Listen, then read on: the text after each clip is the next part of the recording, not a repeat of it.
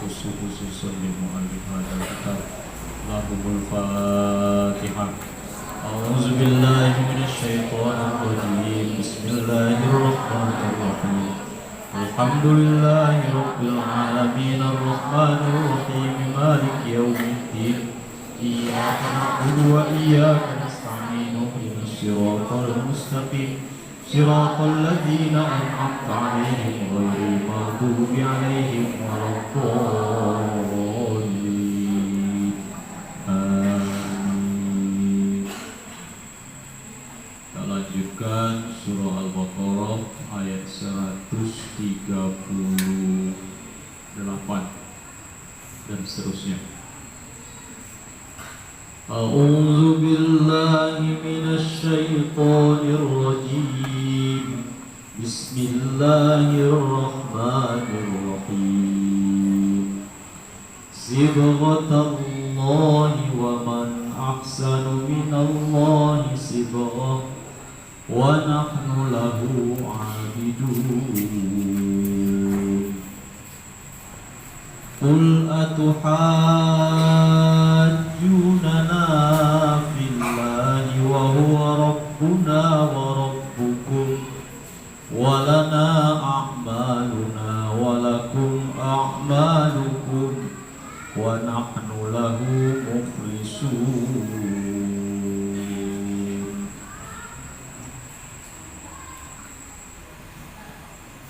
Anak-anakku, pada pertemuan sebelumnya telah diceritakan bahwa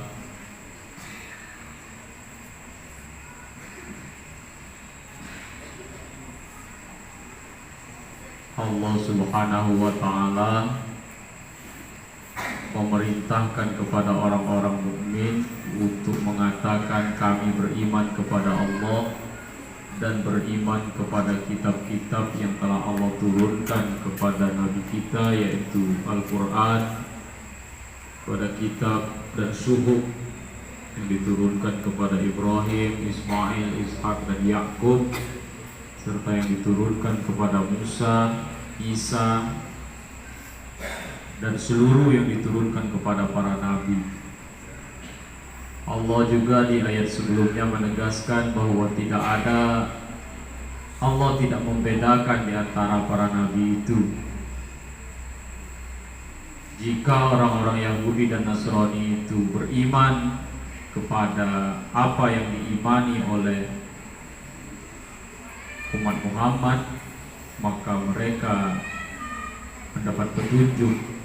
Akan tetapi ketika mereka berpaling dari keimanan itu, maka mereka itu, kata Allah, berseberangan, berselisih dalam hal akidah dengan kita umat Islam. Kita lanjutkan pada ayat selanjutnya ini. Sibghatallahi, celupan Allah.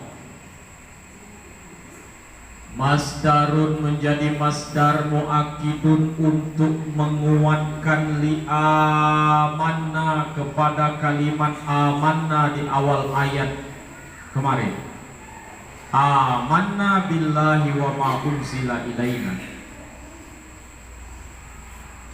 Wa nasbuhu, dan nasabnya kata sibghata bifi'lin karena ada fi'il muqaddarin yang dikira-kirakan. Bagaimana perkiraan ada fi'il dalam kata sibghatallah ini? Adalah sabaghanallahu, sabagha mencelupkan, na akan kami siapa Allah. Jadi ada kalimat lengkap di situ, sabaghanallahu sibghata. Nah, jadi sibghata di situ itu menjadi maf'ul. Makanya di awal ayat tahu-tahu langsung nasab. Nanti kalian akan mengerti kalau sudah belajar nahwu shorof. Wal muradu, dan adapun maksud dari kata-kata sibghatallah itu Wal muradu biha, dan adapun maksud dari kata-kata sibghat Allah itu dinuhu, agamanya Allah. Alladzi fatara, yang mensucikan an-nasa. Alladzi fatara, yang mensucikan siapa Allah, an-nasa akan manusia, alaihi atas agama. Li zuhuri atharihi, karena nampaknya bekas-bekas agama itu. Ala sahibihi, atas pemeluk-pemeluk agama. Kasibghi bitsaubi, sebagaimana celupan pada kain. Artinya anak-anakku, Allah Subhanahu wa ta'ala mencelupkan manusia ini kepada agama itu seperti kita mencelupkan kain ke dalam pewarna kain itu. Maka ketika kain itu diangkat, maka kain sudah berubah warna sesuai dengan warna celupan itu. Nah, begitu juga Allah mewarnai manusia ini. Bagaimana cara Allah mewarnai manusia? Maka Allah juga celupkan manusia itu ke dalam agama. Nah, artinya Allah ciptakan agama Islam ini, anak-anakku, untuk mewarnai manusia, baik dalam keimanan, perilaku, dan lain sebagainya. Waman, dan siapa? Aila ahada, maksudnya tidak seorang pun. Nah, waman di sini. Waman artinya dan tidak seorang pun. Ahsanu, yang lebih baik, minallahi, dari Allah. Apanya? Sibghatan celupannya. Tidak ada kata Allah. Ayo, siapa kata Allah yang lebih baik celupannya ketimbang celupan Allah? Di sini Allah ingin mengatakan bahwa agama ini adalah pewarna terbaik bagi manusia, yang akan mengarahkan manusia, yang akan membentuk manusia itu. Tamyizun, menjadi tamyiz. Kata-kata sibghatannya itu adalah tamyiz. Nah, nanti dalam ilmu nahwu juga kalian akan mengenal apa itu tamyiz. Ya, kalau cara menerjemahkannya, kalau sudah ketemu tamyiz itu apanya? Ahsanu minallah, lebih baik dari Allah, apanya? Sibghatan, celupannya.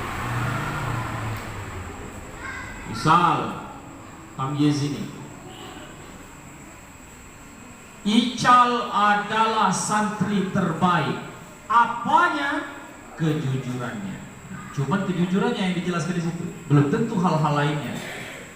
Ilham adalah santri terganteng. Bukan santri terganteng, santri terbaik. Apanya? Kegantengannya. Hal lain mungkin dia lebih rendah, tapi hal kegantengan dia lebih baik. Nah, itu tamyiz. Wa nahnu, dan bermula kami, lahu, bagi Allah itu, abiduna, orang-orang yang mengabdi atau menyembah. Qala, berkata siapa? Al-Yahudu, orang-orang Yahudi, lil muslimina, kepada orang-orang muslim. Nahnu, bermula kami itu, ahlul kitabi, adalah ahli kitab, al-awwali, yang pertama. Wa kiblatuna, dan bermula kiblatnya kami itu, aqdamu, lebih duluan. Walam takun, dan tidak ada, al-anbiya, para nabi itu, minal arabi, dari bangsa Arab. Walau kana, dan jika ada, siapa? Muhammadun, Muhammad itu, nabiyan, seorang nabi, lakana minna, maka dia pasti dari kami. Orang-orang Yahudi ini mengatakan tidak ada nabi, itu tidak ada dari bangsa Arab, semuanya dari kami. Nah, kalaupun ada nanti itu nabi nabi terakhir itu pasti bukan dari bangsa Arab, pasti dari bangsa kami, kata orang Yahudi. Nah, dalam keadaan yang demikian inilah fanazala, maka turun ayat berikutnya ini. Qul, katakan oleh wahai Muhammad, lahum, kepada orang-orang Yahudi itu, atuhajjunana, apakah kalian ingin mengajak kami berdebat? Tukhasimunana, maksudnya apakah kamu ingin mengajak kami berbantah-bantahan, wahai orang Yahudi, fillahi, tentang Allah. Anistofa nabiyan, akan pilihan Allah tentang seorang nabi. Apakah kalian itu mau ngajak kami berdebat tentang bagaimana Allah memilih dan menentukan seorang nabi? Katakan mak seperti itu kepada mereka itu, kata Allah.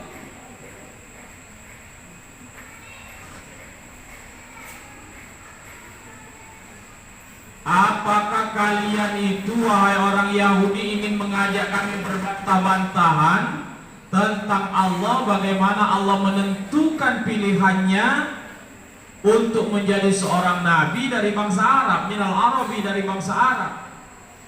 Wa huwa, dan bermula Allah itu, Rabbuna, adalah Tuhan kami, wa rabbukum, dan Tuhan kalian semuanya. Falahu, maka itu bagi Allah, ayyastofiya, untuk memilih, min ibadihi, dari hamba-hambanya, mayyasha, yang dikehendakinya. Hei orang Yahudi, kalian itu mau ngajak kami berbantah-bantahan bagaimana Allah memilih seorang nabi dari bangsa Arab. Padahal Allah itu kan Tuhan kami dan juga Tuhan kalian. Maka hak prerogatif Allah lah, maka hak Allah lah untuk menentukan siapa yang dikehendakinya untuk dipilih sebagai nabi. Jangan kau setir-setir Allah. Walana, dan itu bagi kami, a'maluna, bermula amalan-amalan kami. Nujza, kami dibalas biha, dengan amalan-amalan itu. Walakum, dan itu bagi kalian, a'malukum, bermula amalan-amalan kalian. Tujazauna, kalian semua dibalas biha, dengan amalan-amalan itu. Fala yab'ud, maka tidak jauh. Fala yab'ud, maka tidak jauh, atau maka tidak mustahil, ayakuna, ada fi a'malina, di dalam amalan-amalan kami, ma, sesuatu, nastahiku, yang membuat kami berhak, nastahiku bihi, yang membuat kami berhak, al-ikrama, mendapatkan kemuliaan.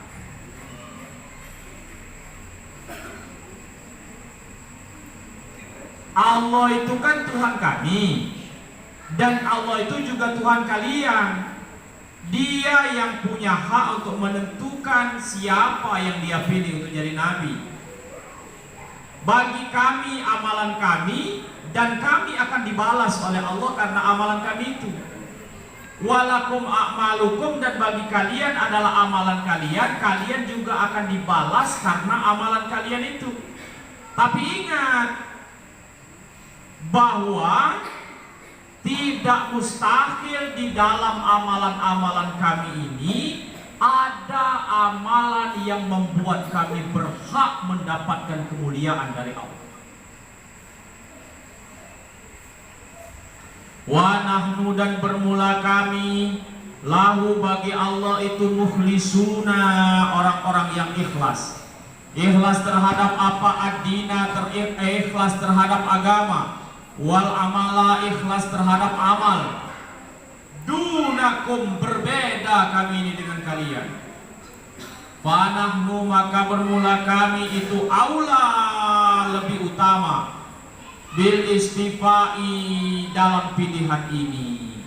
Wal hamzatu, bermula huruf hamzah yang di awal itu tadi, atuhajunana, Nah, hamzah itu lil inkari, untuk menunjukkan keingkaran. Wal jumalu as-salasu, wal jumalu dan jumlah as-salasu yang 3 terakhir itu ahwalu, merupakan hal.